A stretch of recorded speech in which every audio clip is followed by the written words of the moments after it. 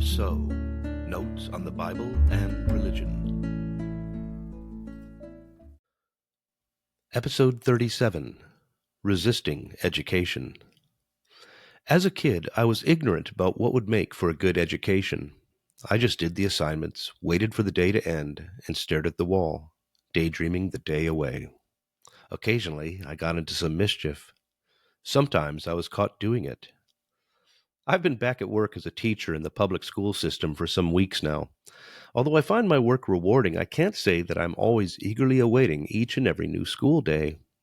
I suppose the same can be said for many of my students. Ask yourself, what percentage of the population celebrates being placed in one or more rooms with 25 or more persons every hour of every day for 7+ hours straight? Although I have solid classroom management skills, those rascals can be something else. But it's always been that way to one degree or another. And this got me thinking about education in the ancient world. An Egyptian text almost 4,000 years old, known as Papyrus Lansing, depicts a royal scribe's attempts to get his student to take his lessons seriously. The student, Amun, won't submit to the discipline, despite his teacher's cane across his back. I must admit that my second-grade teacher rightly welted my palm with her mighty ruler once. Amun's teacher contrasts his resistant student with monumental architecture, which is shaped by human will. The teacher also contrasts his student with cattle, which learn to perform their tasks to avoid a beating. One can almost hear Amun asking the timeless question, "Why do I need to know this?" Education in the ancient world was intended not only to be a set of skills, it was to be transformative.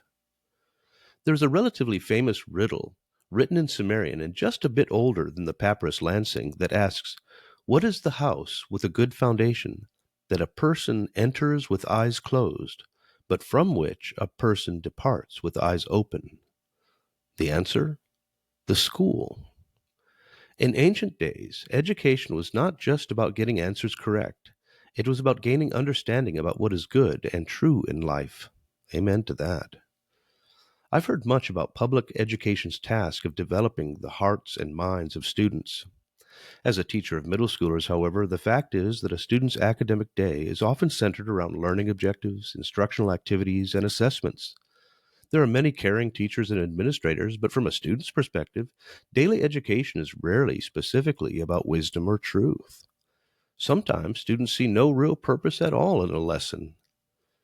Most teachers I know are concerned about that, and I think that teachers since the dawn of humanity have cared about it as well. A teacher's genuine concern can even save the life of a child. I've seen it.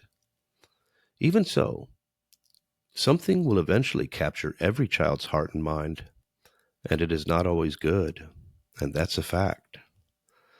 The Bible does not provide a wealth of details on formal education in ancient Israel. We know that there was an educated scribal class, and texts advocate meditating on the law of the Lord, for example, Psalm 1, verse 2. In terms of learning how to grow in wisdom, children were to listen to their father's instruction and not reject their mother's teaching, Proverbs 1:8. Yet along with this discipline, a surprise instruction can come from another teacher. For the Lord gives wisdom, from his mouth come knowledge and understanding, Proverbs 2:6. And so, disciplined study is encouraged.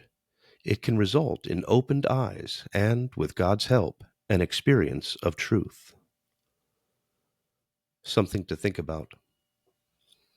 What do you want every child's heart and mind to grasp?